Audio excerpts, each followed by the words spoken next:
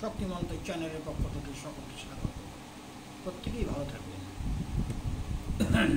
শ্রীমদ্ ভগবদ গীতা পাঠের মধ্য দিয়ে আমাদের নিত্যকর্মময় জীবনযাত্রা আরম্ভ হোক, শুরু হোক।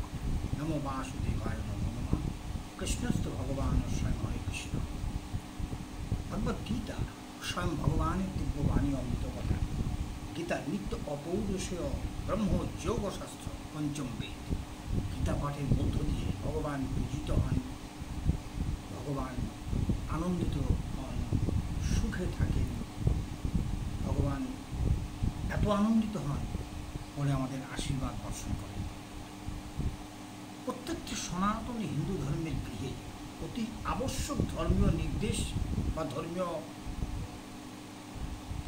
কাজ হিসাবে গীতাকে রাখা উচিত এবং গীতাকে সাধ্যায় করা অর্থাৎ পঠন পাঠন করা উচিত, অন্তত দ্রুত করে শ্লোক।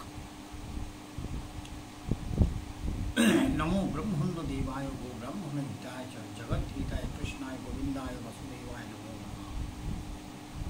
নমো নারায়ণায় বিদ্মহে বাসুদেবায় ধীমহি তন্নো কৃষ্ণ প্রচোদয়াৎ।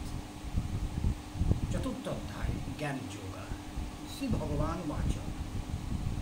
ভগবান বলছে, ভারতবর্ষের ভগবান কথা বলেন।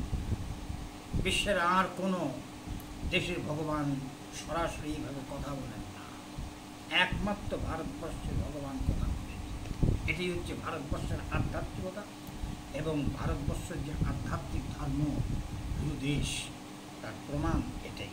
অগণিত ঋষি মুনি মহাত্মা বিদ্যুজ্জন শাস্ত্রকার ব্যাখ্যাকার ভগবান অবতার সব ভারতবর্ষের বুকে অবতীর্ণ হয়েছে। অজৌপি সন্নপ্রয়াত্মা ভূতানাম ঈশ্বরোপি প্রকৃতিম সমধিষ্ঠায় সম্ভবামি আত্মমায়য়া। ভগবান অজ, মৃত্যুরহিত, জন্মরহিত, অবিন্দেশ্বর, সমস্ত প্রাণীকুলের ঈশ্বর হওয়া সত্ত্বেও নিজ প্রকৃতিকে অধীন করে যোগমায়ার দ্বারা অবতীর্ণ হন। এটাই ভগবানের অবতারত্ব। সকলেই ভালো থাকবেন। নমস্কার।